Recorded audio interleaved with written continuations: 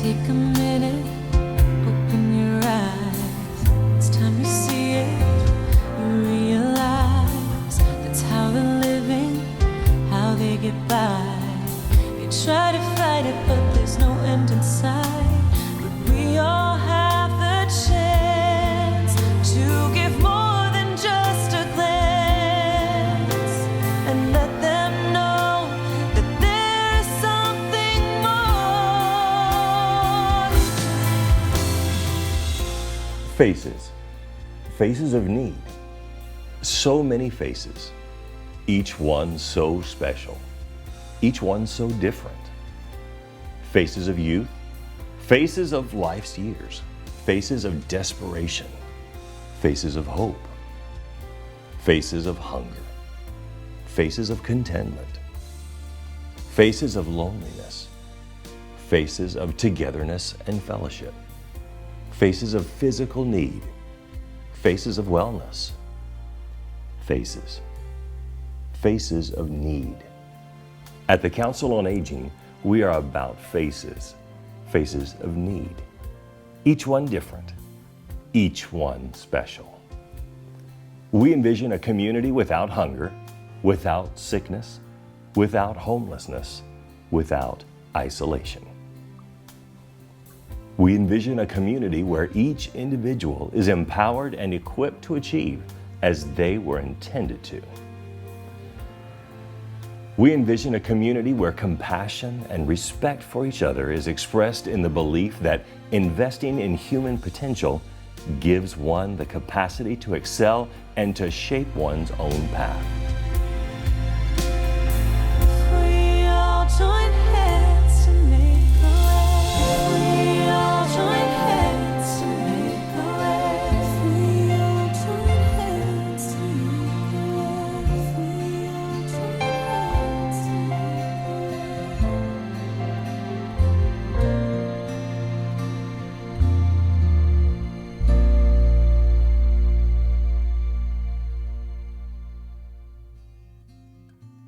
Alzheimer's disease is one of the most heartbreaking and burdensome diseases our community currently faces. Its life-transforming effects touch families and caregivers in ways not typically known by the general public. Alzheimer's and other dementias like Lewy body dementia impact our healthcare system as a whole, and specifically the organizations that step up to help those in need. My husband David and I have been married for nearly 46 years. He has Lewy body dementia. He was diagnosed at the age of 58 about 8 years ago. I'm the daughter of Florence Johnson. Florence has been attending the daycare here at the Council on Aging for 13 years. My name is Roger, and this is my wife, Elba. And we've been together for about 27 years now. And we're very lucky and fortunate to have been included in Osceola County of the Aging. It's been a real help for us. He had gotten to the point where he hardly spoke because he was by himself a lot. So being in daycare and having people around him and talking all the time, he got very much more comfortable talking and saying things. And it was brought to my attention by her managers over there at Disney. They saw that wasn't her because she worked there so many years. I knew something was going on. Basically, at this point, he can't feed himself or go to the bathroom by himself or take care of himself at all. So all of that has gone on to me, and having daycare and having folks here that help him with that and that he's comfortable helping him with that makes all the difference in the world to me. I never worried about her when she's here because I know she's well cared for. She is safe, she's secure, and they make her happy. I went to UCF and started taking classes because I know my mom was okay. And it's really not easy seeing someone that you love and care for, somebody you've been with for such a long time, deteriorate the way it's happening. It's saying goodbye without leaving. In other words, I have her here physically, but mentally she's just, just leaving me. And home on the weekends now, he'll be sitting on the couch with not all the attention that he gets while he's here because there are so many people. He'll sit on the couch and go, just take me home, take me home. And so he actually thinks this is home instead of home. The daycare is the reason that I was able to keep her at home. And she loved the girls. She loves all these people. And I call them my angels. They're my angels. They watch over my mom. Some people were telling me, well, why don't you just put her in a home and this and that. I said, I can't do that. I made a promise to her that when she was diagnosed with the disease, because she asked me, please don't put me in a home. So I said, no, I won't put you in a home. So, the Counseling on Aging, they've helped me with this commitment. The Osceola Council on Aging is a godsend. All I can tell you is I love them. They mean the world to me. Take care of him. Having hope propels us to achieve our dreams and drives us forward toward our pursuits. Hope is the light at the end of the tunnel, the radiant star by which we navigate our lives through trials and difficulties towards our dreams of a better day and a better life. I was studying to be a CNA and a home health aide at TICO. I would have never made it to class on time without the transportation system here at the Osceola Council On Aging. And I'm a student at TICO, currently completing my phlebotomy program. A big thank you, especially to the drivers. 6:15 every morning, they're there to take me to school. After school, they're there to take me home. It's awesome.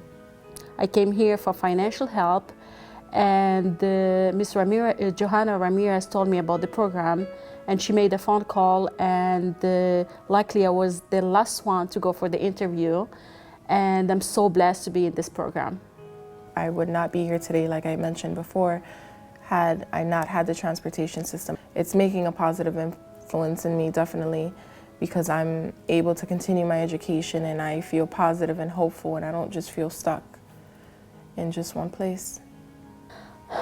Honestly, I was lost, and if I didn't have the help of Council on Aging, I won't know where I'm right now, maybe on the street. It has helped me to balance and to help to see where I'm going to charter my life, because I'm now at the stage where I see that I can get a job and pay my bills and buy my food and look after my children. Yes, I'm at that stage in my life. Couldn't have done it without the help, so it's good.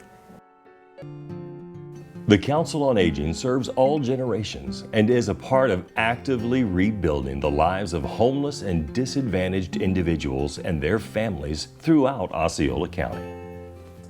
I lost my job and I ended, like I told you, in different places, sleeping in couches and have my clothes in luggages or somewhere, and it wasn't pleasant for me.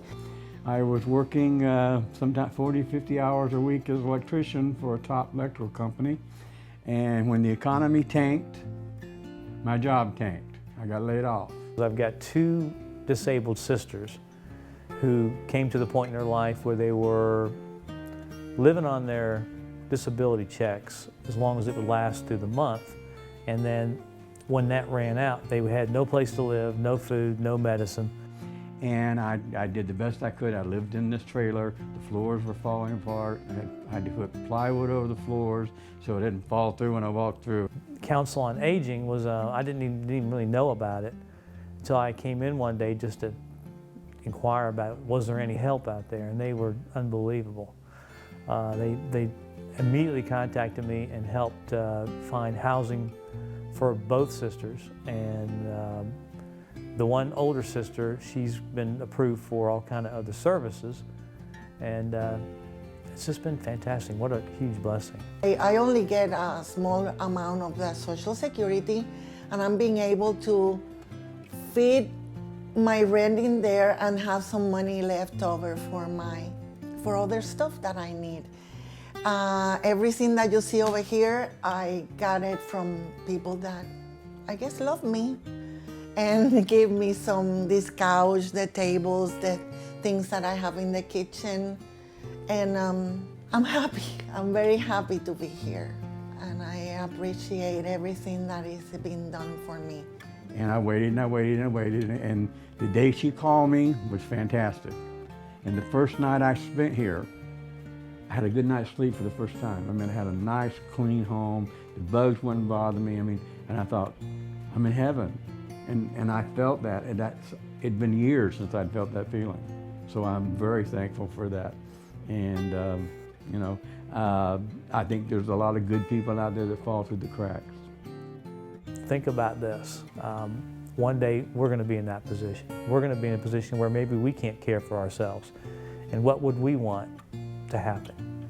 And because Council on Aging is there, that kind of fills in the gap. So, but the Council on Aging can't survive without me and without you donating and volunteering. So if you're listening to this right now, I encourage you to step up and find out what you can do. Even just a little bit helps and goes a very long way.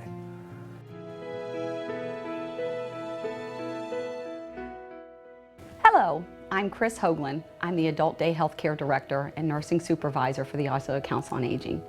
And I'm here today to talk about the faces of our health clinic. We started a small primary health care center, and now we've grown into what we are today, with over 40 volunteering physicians that provided over 3,900 patient visits last year. Kenneth is a perfect example of one of those patients. Kenneth was a concrete finisher his whole life until age 57, where he developed severe arthritis, gout, and hypertension, and could no longer maintain a full-time position and lost his medical benefits. He turned to the Council on Aging, and for the past 7 years, Kenneth has been receiving free primary care at the Council on Aging. But in February, Kenneth made a doctor's appointment to see Dr. Sweeney due to a lesion that had been growing on his tongue for the past several months. Our physician determined that it was highly suspicious for cancer and that he needed immediate care by a specialty physician. Kenneth was enrolled in our Happy program, and he was referred to one of our volunteering physicians at Celebration Hospital. She determined that he needed a biopsy immediately, and Kenneth was diagnosed with an invasive squamous cell carcinoma, or a tongue cancer. He was then sent to one of our partnering cancer centers, where he had a partial tongue resection, or part of his tongue was removed, and he is now receiving treatment at that cancer center. Kenneth is one of our success stories, but there are so many more patients in Osceola County that don't have access to care. As a healthcare provider, to have to look our patients in the eye when they're at their most vulnerable, when they're scared and they have nowhere to turn, and tell them there's not enough dollars to help them. It's a very hard thing to do.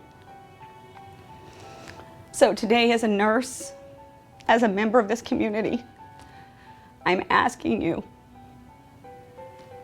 to help. As our theme song says at the Council on Aging, what are we waiting for? Let's take a stand. Let's make sure that people like Kenneth don't fall through the cracks. We can reach out and join hands, and as a community, make a difference. And you can help us continue to save lives and make a difference every day.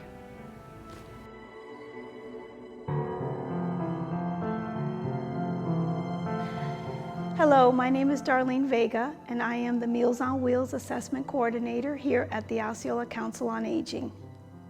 So I called Darlene up, and she said, yes, I'll come and talk to you. We're getting a lot of calls about young people just like the rest of us, working with families, and now, because of a disability or an unforeseen circumstance, now they're in desperate need. I was an iron worker.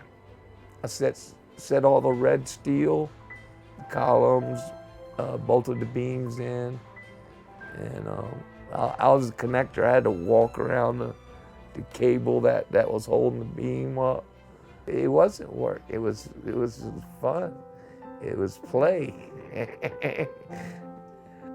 Yeah, one happened in 2004, a motorcycle accident, and in 2008, I had the tumors. in my head. I just don't know what to say, but I wish I was still working that. It's not that I'm lazy or anything. He said, you'll never be able to do ironwork again. And I was devastated, man. It was like, wow. The program is incredible on a daily basis. Not only do they get a meal, it's so much more than a meal. It's a well check, it's a friendly face. So many of these people face isolation, and they just need someone to let them know, I'm here, you know, I'm checking on you. Makes them feel like they still matter. I'd eat every 2 or 3 days. I used to wrestle, so I was used to going a couple of days without eating. I mean, I'm up waiting for them to bring me my food, but it's so wonderful to have people that donate their time, and they're just a family, you know. I'm one that really enjoys the food, the service, bring it right in, set it on my table. They all knew, I know them. Hey, Rich, what's up? I said, what's up, Rich? So many, you know, we've gone to deliver a meal and at times found them that they're in need of medical assistance, 911. If it wasn't for that person delivering that meal, these people would probably pass away in their home. Many of them fall, many of them, they're diabetics, and if they have not taken their insulin, some of them are on the floor, and we had actually one person that was almost in a coma by the time the volunteer found them. So this program is vital, and it is a matter of life and death for them. It's really been a blessing to have this for me, you know, provided for me.